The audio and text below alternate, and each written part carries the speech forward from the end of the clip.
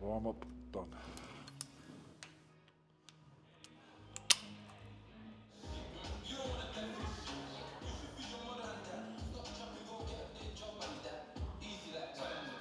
Always strap up.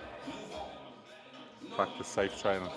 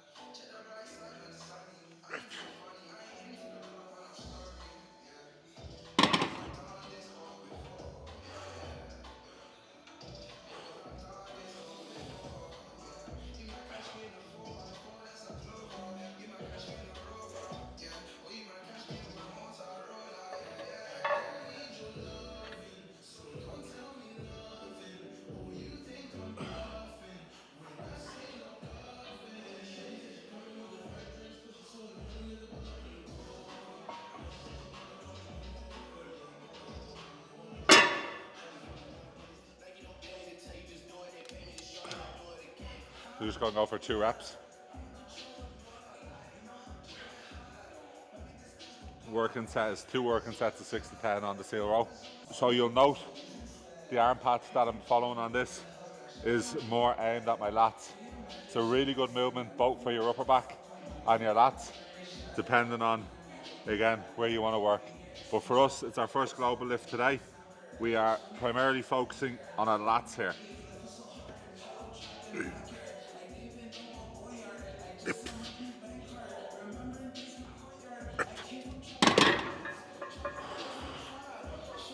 Heavy.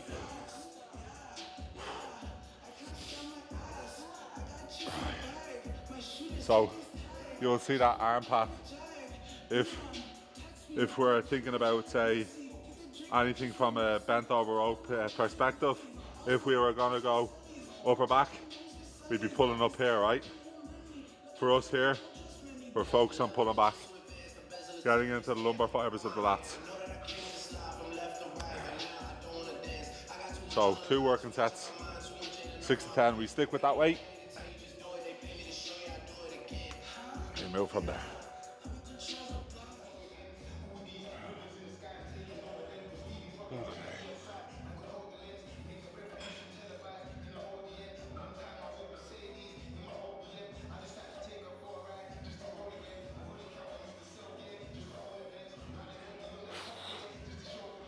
Okay.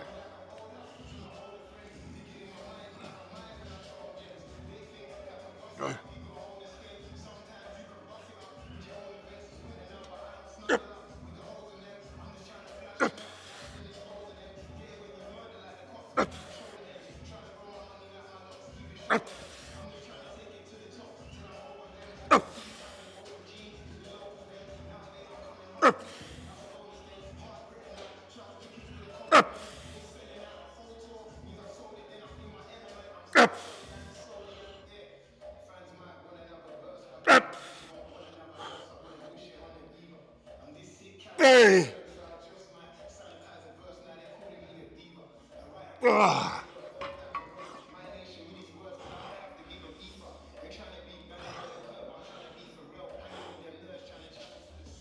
Guys, you'll see how I'm demonstrating the movement, and importantly, how I'm implementing that into my working sets. Controlling the extremities, no matter what the exercise is, managing what happens on either side of the extremity, whether it's lengthened, whether it's shortened, eccentric, concentric, vitally important. This is why we assign tempo. Flavor of the month currently, stretch mediated hypertrophy. Again, research is irrefutable on its benefits. Stuff that we anecdotally already knew. However, when we're looking at it, so often I'm seeing, especially with movements like this, guys are just letting go of tension on the eccentric and only managing then to change the direction up. Focus every fucking inch of the movement. You control that tempo, you will control the desired outcome.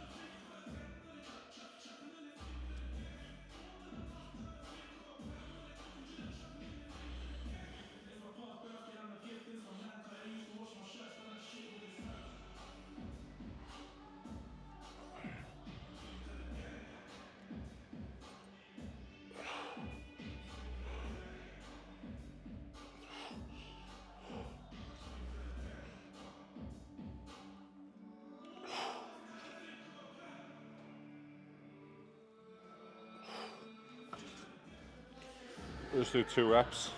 Again, just noting the arm pat, although it is pronated grip, note the lever arm, bollocks, trailing arm, motherfucker. So, although this is pronated grip, note the trailing arm, note my arm pat. The focus here is on our upper back.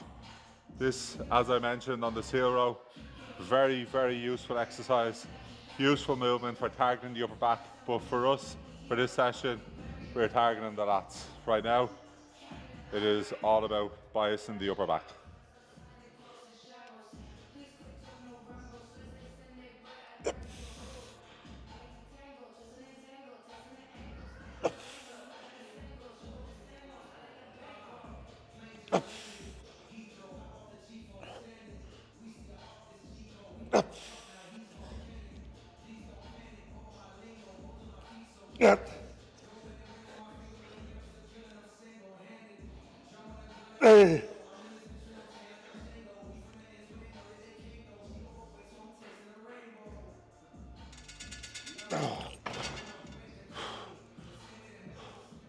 So guys, you'll note when we're doing this, the focus here is on our upper back. So looking at torso position is key. Pop the hips back, feet in a position where you're nice and stable. Obviously we spoke about the trailing arm, pronated grip, and where that humerus moves through space to target the upper back.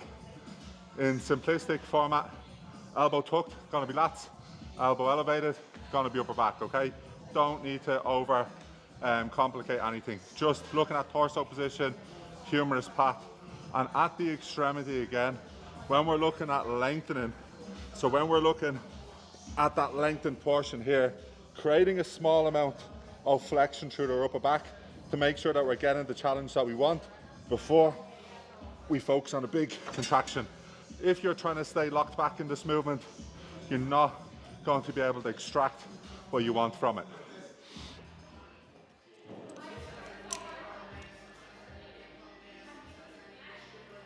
I was in the gym last night and I seen somebody stand on this trying to get the bar.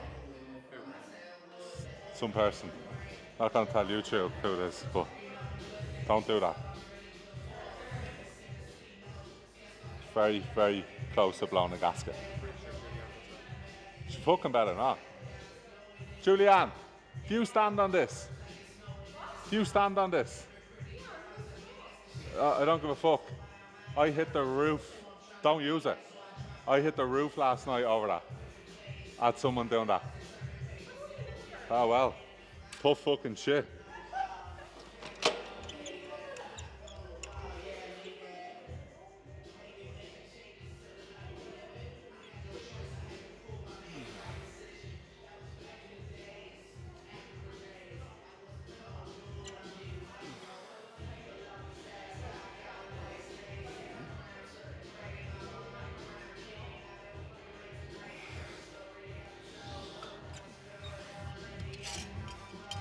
There's so many machines.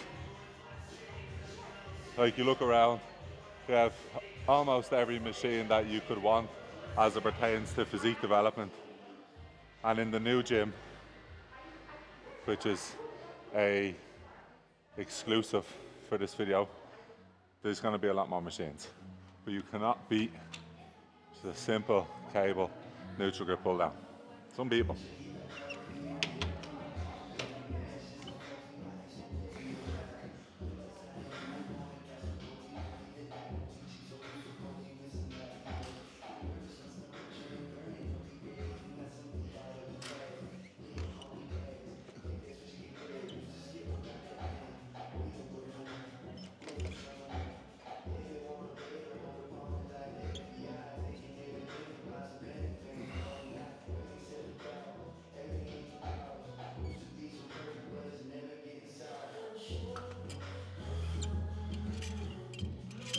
Okay, we'll work next.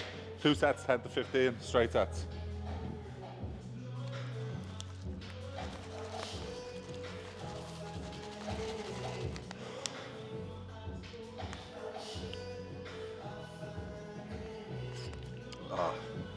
Don't buy unflavoured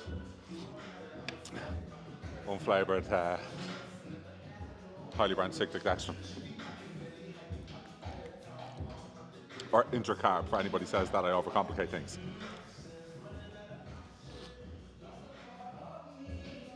Camera shy, John? The camera shy?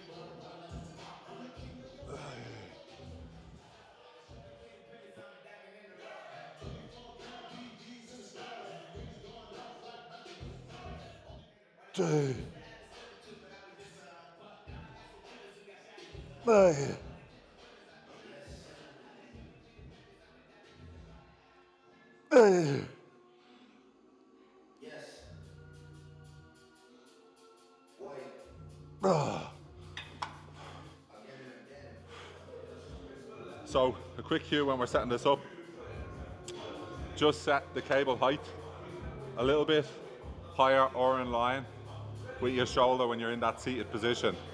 This will naturally allow you cue elbow down. So you'll see here, it's slightly elevated. It's not just linearly out in front. And it allows me easily then cue that elbow down into the SI.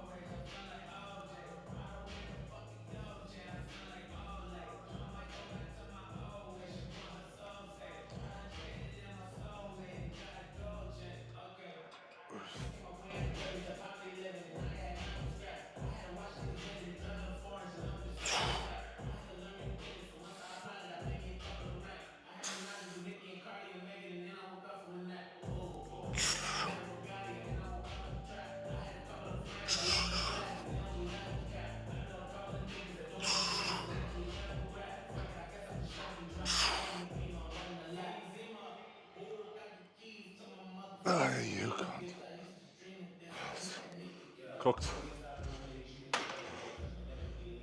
So rear delts.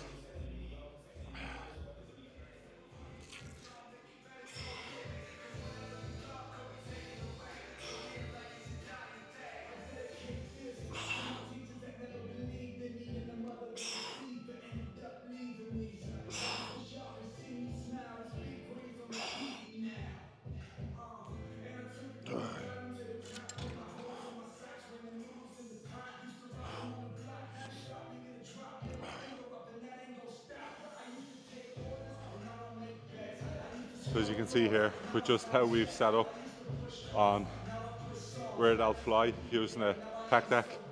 So no matter the pec deck that you use, look at your torso position, protract your humerus, almost creating that false range. So it creates a little bit of length in the rear delt. And then you're starting just outside the glenohumeral joint, so outside the shoulder joint, and you're only finishing here. The range is small on this. And when we're looking at this, we're looking at, if we're going to perform this movement, putting it in at the end of a session just to accumulate some volume. We're not looking to annihilate the rear delts here. They've been pretty cooked. They get biased, not completely, but they get worked and challenged when you're doing anything for the upper back. So obviously they're going to play a role in that. If you really want to bias and load the rear delts, well then we need to be looking at creating maximal shoulder extension. But for this here, we put this in at the end just to top them up.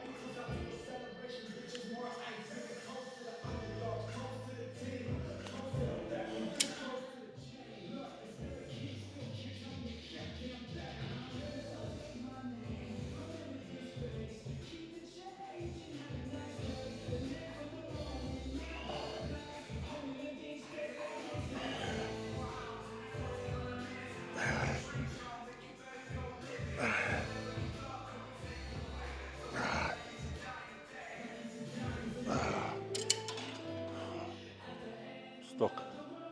Okay. Hanging knee raises, and we are getting a coffee.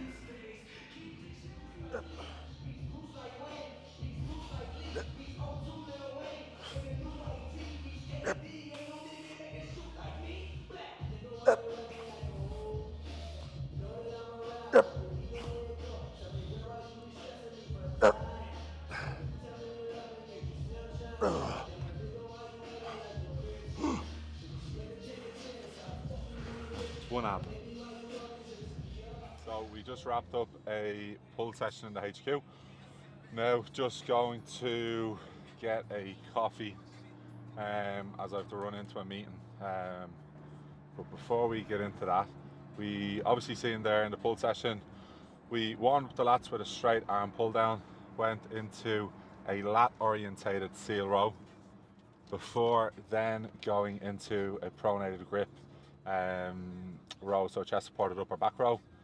And then from there, we went downstairs, we went into a neutral grip, again lat focused. So we've hit our lats, we've hit our upper back, we hit our lats again. Then we've went into a single arm row. Then we went into assisted pull-ups. Again, using assisted pull-ups at the end of the session, really beneficial. Obviously fatigue is built up through the forearms, fatigue is built up through the lats, through the upper back, subscapularis, etc. So it's a really good way to just tag on volume at the end of the session. A lot of people overlook it. People think that, oh, well, I can do pull-ups, why would I need assistance? But it's about exercise selection and where you put it. So you've seen that at the back end of the session before finishing with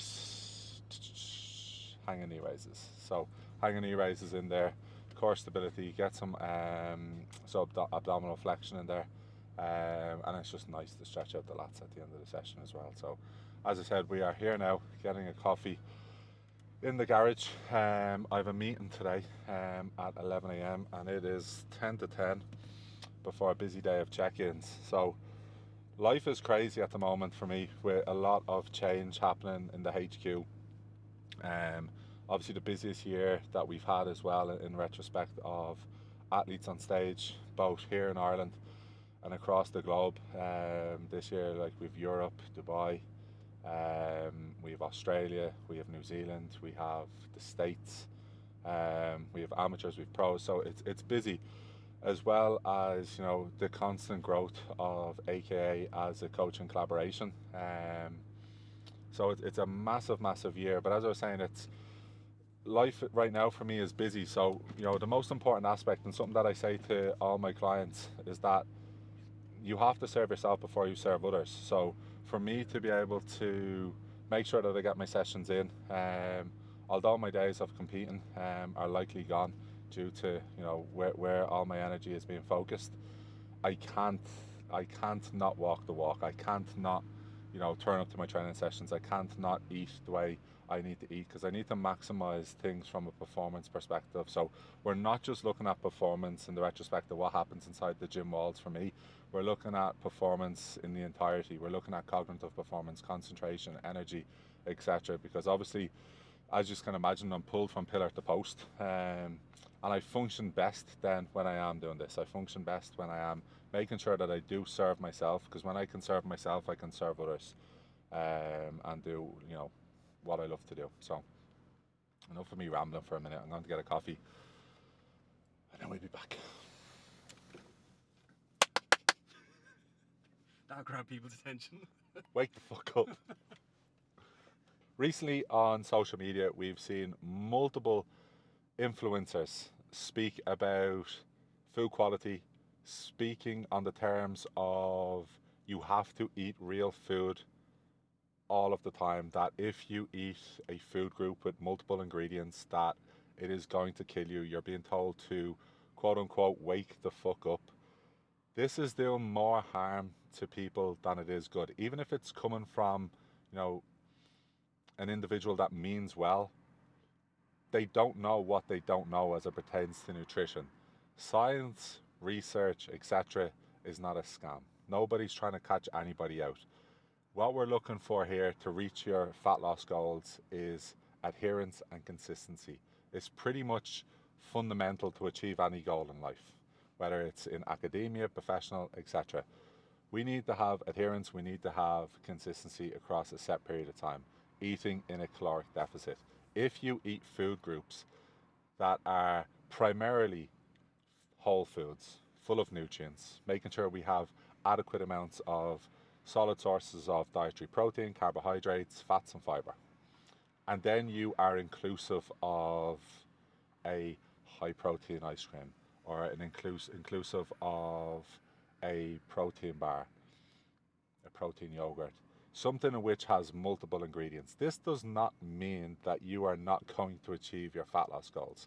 Now, at the same time, we see other charlatans, and I use that term on purpose, stating and playing on your own vulnerability that you can eat pizza, chocolate, drink alcohol, etc., a lot of the time and still achieve your fat loss goals, which simply isn't true.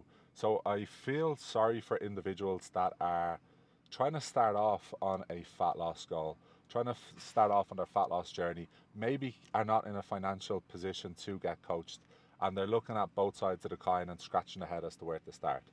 Make sure when you're looking at your diet that you eat majority of the time whole food. Be inclusive of a few snacks that's going to allow you to adhere long term, and don't overcomplicate things. Adequate protein. If you are looking at between 2 to 3 grams of protein per kilogram of body weight, looking at training 3 to 4 times a week, whether that is resistance training, whether that is cardiovascular, it doesn't matter. And just set yourself up that you can be consistent and enjoy it long term. You will achieve your goals. It's simple. It's actually the most simple aspect of nutrition. Bear in mind that I studied nutrition for over 5 years. I just find it bizarre that this is arising now and people are biting, people are falling for this stuff. So, in the words of the man that is causing a lot of this shit, wake the fuck up. Yeah.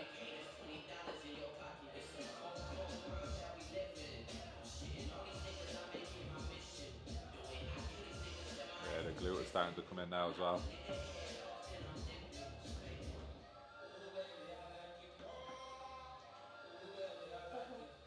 Freezing. Alright.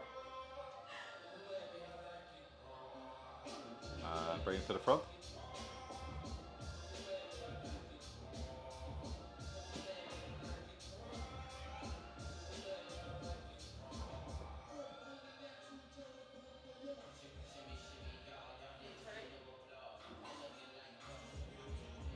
rotate back around. There you go. Yeah, I think that's the one. Very good.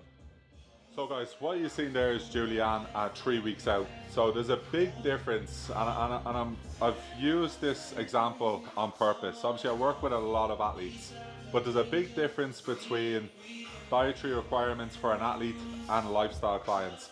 When we're looking at Julianne, for example, or any of my athletes, male or female, we are looking at being 110% accurate across the board, full fucking stop. That is what you sign up for when you step away from being a quote unquote lifestyle client into being a competitor. Obviously, as the sport, you are looking to push your body to the extremities. But, and this is an important but, if you are not a competitor or an active competitor, you do not need, and to be honest, I would stand by, you should not even try to be as meticulous, because long term it will hurt you. So having that degree of flexibility versus accuracy and having a balanced ratio between that to achieve your fat loss goals is what's going to serve you long term. So guys, we are back outside the HQ. I have a meeting in 50 minutes before I go into a busy day of check-ins as normal. To cut straight to the chase, over the last 5 years, I've grown the HQ into something that I didn't initially have planned. The HQ initially was built for me to shoot content like today. It was there for my coaches to be able to coach their clients, for me to be able to throw eyes over my athletes every now and again. And that was it. I just wanted to build a place in which I wanted to train. So hand-selected equipment, the right atmosphere, etc. Particularly over the last 2 years, really since COVID, a lot of people that sort of came into the gym, whether they were being coached or whatnot, or whether I was just seeing them or invite them down for a session, they loved it. So, you know, I put a bit of pressure on myself to open it on a limited membership basis. We did that, and it's taken off. Like right now, if you can have a look, there's no sign outside. I don't market it. I don't market it on purpose because it's only what, 3,000 square foot, so it's a small gym. It's only an enterprise unit. But what I want now is to recreate what we have here on a larger scale. I want to be able to have a home, without sounding too cliche, for everybody that's serious about physique development in the country. This is not just your bodybuilders. Obviously I coach a lot of bodybuilders, male and female, so it's going to be a place where they love to train. It's going to be a place that if you are into your strength training primarily, you're going to love to train. If you're a lifestyle client, if you're a newbie to the gym, if you're intermediate, it doesn't matter who you are or where you're coming from. I want to create a atmosphere, an environment and a facility that caters for you. So that is what AKA is about. It's about development. It's primarily, obviously, my job is working with the athletes, working with a select few of lifestyle clients that are serious about physique development. But we have Jack behind the camera, we have Kevin, we have Adam, who work with an array of athletes, lifestyle clients, Gen Pop, etc., newbies, advanced, intermediate. So we cater for everybody. And as I said, I just want to recreate that now into a bigger facility. So I'm in the negotiation part, the fun part of this process, and obviously I'm being sarcastic with that. It is quite stressful, but we're getting there. So we have a meeting today. I should have things finalised really today, with a plan in my head at very least to have this gym open by I was going to say late summer, but mid-summer is where I want it to be. I'd like to have it open by July. I have a lot of travel obligations to, Portugal, Spain multiple times, etc., just with shows. But for me at this point now, the travel, the shows, that's all bread and butter for me. I'm so used to it, I'm accustomed to it. It's tiring, but sure, for those of you that know me know that, I'm pretty much accustomed to that too as well, right? I've probably stole already about 25 years off my life, so it's foot to the floor now. This is a massive year for us, so stay tuned. I'm not going to ramble on too much more about the HQ. You will see it all come to fruition. I just wanted to give a little exclusive on this video that these are the plans that we have, and I will make them happen, so stay tuned.